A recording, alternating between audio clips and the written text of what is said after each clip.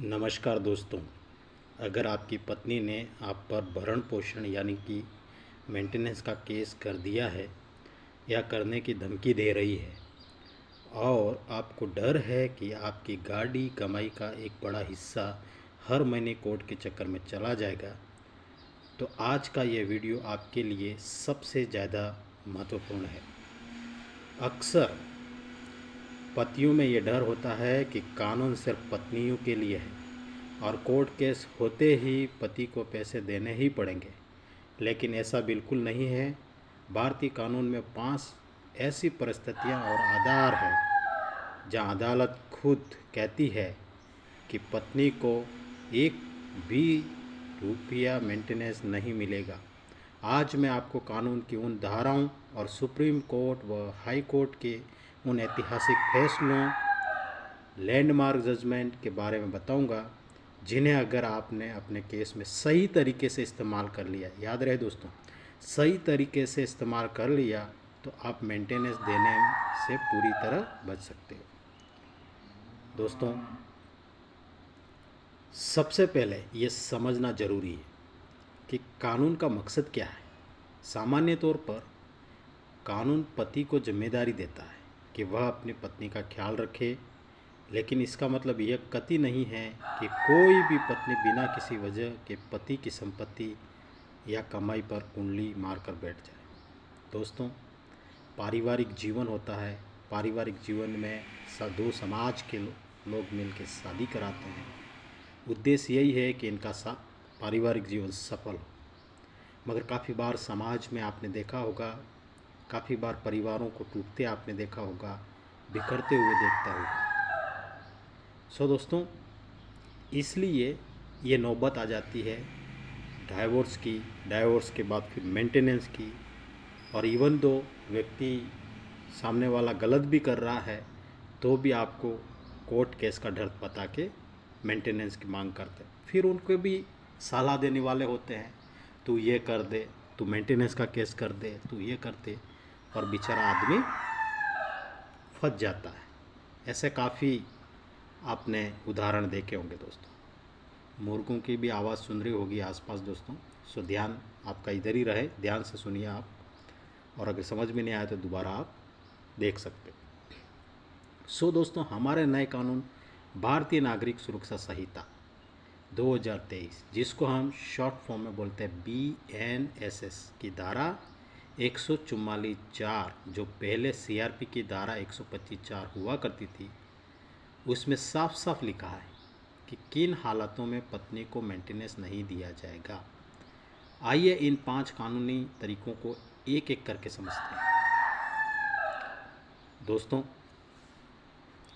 पत्नी का अत्यधिक योग्य और कमाने में सक्षम होना। अगर आपकी पत्नी पढ़ी लिखी है और सक्षम है, जॉब कर सकती है या कर रही है, तो पहला और मजबूत आधार, आपकी पत्नी अच्छी खासी पढ़ी लिखी है, उसके पास डिग्री है और वह पहले से कहीं नौकरी कर रही है और अच्छी कमाई कर रही है, तो कोर्ट उसे मेंटेनेंस नहीं देता। याद रहे दोस्तों, अगर आदमी कमा नहीं रहा है, उसकी इनकम नहीं है या कम है, उसके ही समस्या है, और औरत अच्छी खासी पढ़ी लिखी है, अच्छी सैलरी है, अच्छा नौकरी है, अच्छा पैसा कमा रही है, तो कोर्ट उसे मेंटेनेंस नहीं देता। इस पर मध्य प्रदेश हाई कोर्ट का एक बहुत ही ऐतिहासिक फैसला है। ममता जायसवाल बनाम राजेश जायसवाल का इस केस में माननीय अदालत ने एक बहुत बड़ी बात कही थी। कानून का उद्देश्य समाज में ऐसे निकम्मे या आलसी लोगों की फौज खड़ी करना नहीं है जो खुद कमाने की पूरी क्षमता रखने के बावजूद सिर्फ इसलिए घर बैठे रहे कि उन्हें पति से गुजारा भत्ता मिल रहा है। इसलिए अगर आपकी पत्नी कमा रही है या कमाने के पूरी तरह काबिल है, तो उसके काम छोड़ने के बावजूद कोर्ट इस जजमेंट के आधार पर मेंटेनेंस खारिज कर सकता है। ये था हमारा पहला आधार दोस्तों। और दूसरा जो तरीका है, जो आधार है, जार करता या व्यभिचार, लिविंग इन एडल्ट्री। अगर ये जो दूसरा आधार है व्यभिचार यानी कि एडल्ट्री, अगर पत्नी तलाक के बाद या अलग रहने के दौरान किसी अन्य पुरुष के साथ निरंतर शारीरिक संबंध में रह रही है या लिव इन रिलेशनशिप में है तो वह कानून मेंटेनेंस का अधिकार खो देती है। याद रखें, और इम्पोर्टेंट है दोस्तों, दिल्ली हाई कोर्ट ने सचिन गुप्ता बनाम रेणी गुप्ता के मामले में ये साफ कर दिया कि यदि पति कोर्ट में ठोस सबूतों जैसे चैट, तस्वीरें या गवाह के जरिए ये साबित कर दे कि पत्नी किसी और के साथ रिश्ते में है, पत्नी किसी और के साथ रिश्ते में है, तो उसे एक भी रुपया मेंटेनेंस नहीं मिलेगा। ध्यान रहे, यहाँ रिश्ता लगातार जारी रहने वाला होना चाहिए, कोई एक बार की आकस्मिक घटना नहीं। जो तीसरा तरीका है बिना किसी वैध कारण से अलग रहना।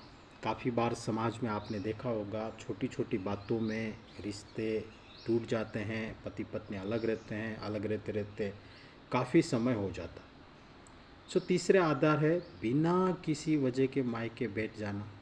अगर आप अपनी पत्नी को साथ रखने के लिए तैयार हैं, आपके घर में सुरक्षित माहौल है, लेकिन पत्नी बिना किसी ठोस और उचित कारण के आपका घर छोड़कर अलग रह रही है, तो वो मेंटेनेंस का दावा नहीं कर सकती है, वो मेंटेनेंस नहीं मांग सकती दोस्तों।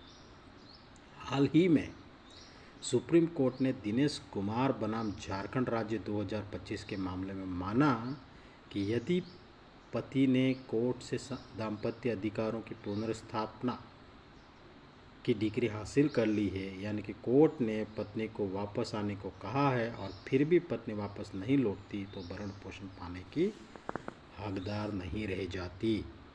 याद रहे। दूसरा नेक्स्ट जो अपना पॉइंट है वो आपसी सहमति से अलग होना, सेपरेशंस बाय म्यूचुअल कंसेंट। हम छोटे पॉइंट की बात कर रहे हैं दोस्तों, और ये पॉइंट आप बार बार सुन भी सकते हो। याद रखें, छोटा तरीका है आपसी सहमति।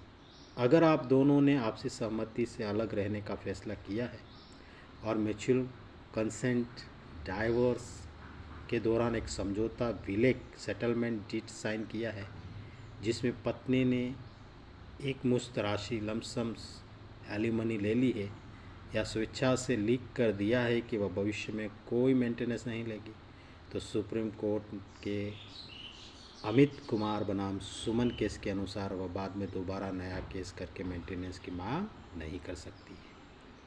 और जो पांचवा तरीका और आखिरी तरीका है दोस्तों, वो है पत्नी द्वारा की गई क्रूरता। दोस्तों, परिवार जब टूटता है तो कोई न कोई कारण होता है, तो हस्बैंड और वाइफ के झगड़े में काफ़ी बार ये क्रूरता, मेंटली टॉर्चर करना, अच्छा व्यवहार ना करना, परेशान करना, इसके आधार पर भी मेंटेनेंस नहीं मिलेगा। पांचवा और आखिरी आधार है क्रूरता। अगर पत्नी ने आपके और आपके बूढ़े माता पिता पर झूठे आपराधिक मुकदमे जैसे दहेज का झूठा केस या घरेलू हिंसा का झूठा केस दर्ज करवाए हैं, जिससे आपको जेल जाना पड़ा या समाज में आपकी बदनामी हुई, तो ये मानसिक क्रूरता है। सुप्रीम कोर्ट ने के श्रीनिवास राव बनाम डी.ए. दीपा के मामले में माना कि पति पर झूठे आरोप लगाना क्रूरता है। अगर कोर्ट में यह साबित हो जाता है कि अलग रहने की वजह पत्नी की खुद की क्रूरता और उसका व्यवहार है, तो अदालतें पति को इस भारी वित्तीय बोझ से बड़ी राहत देती। दोस्तों, ये जो 5 आधार थे, एक बार फिर आपको बता देता हूँ कि अगर पत्नी पढ़ी लिखी है, योग्य है, तो उसको मेंटेनेंस नहीं मिलेगा। अगर वो व्यभिचार में है, आपको छोड़कर किसी के साथ अफेयर है, आपने साबित कर दिया, तो नहीं मिलेगा। और बिना किसी कारण से 6 महीने से अधिक दूर रह रही है आपको छोड़कर, तो नहीं मिलेगा। आपसी सहमति म्यूचुअल कंसेंट से वही एग्रीमेंट पे साइन किया सेटलमेंट डीड पे, तो भी नहीं मिलेगा। पत्नी द्वारा की गई क्रूरता के कारण भी नहीं मिलेगा। तो दोस्तों, इन 5 तरीकों और जजमेंट का इस्तेमाल करके आप अपने केस को मजबूत बना सकते हैं। लेकिन एक बात का हमेशा ध्यान रखें, कोर्ट सिर्फ बातों पर विश्वास नहीं, सबूतों एविडेंस पर चलता है। अगर आपकी पत्नी कमाती है तो उसके बैंक स्टेटमेंट, आईटीआर या सोशल मीडिया प्रोफाइल के स्क्रीनशॉट जैसे सबूत जुटाएं। अगर ये बिना वजह अलग रह रही है तो उसे वापस बुलाने के लिए भेजे गए कानूनी नोटिस को रिकॉर्ड पर लाएं। एक सही कानूनी रणनीति और सही केस लॉ का इस्तेमाल ही आपको कोर्ट में जीत दिला सकता है। सो दोस्तों, अगर आपको आज की ये कानूनी जानकारी मददगार लगी हो तो इस वीडियो को लाइक ज़रूर करें और हमसे एडवाइस लेने के लिए डिस्क्रिप्शन में जो लिंक होगा टेलीग्राम का, उसके द्वारा आप हमें कनेक्ट भी कर सकते और अपने उन दोस्तों भाइयों के साथ शेयर करें जो इस वक्त किसी झूठे केस से परेशान हैं। कानून से जुड़ी ऐसी ही सटीक और व्यवहारिक जानकारियों के लिए हमारे चैनल को आज ही सब्सक्राइब करें और बेल आइकन दबाना ना भूलें। अगर आपका कोई विशिष्ट सवाल है तो नीचे कमेंट बॉक्स में ज़रूर पूछें। धन्यवाद। जय हिंद, जय भारत।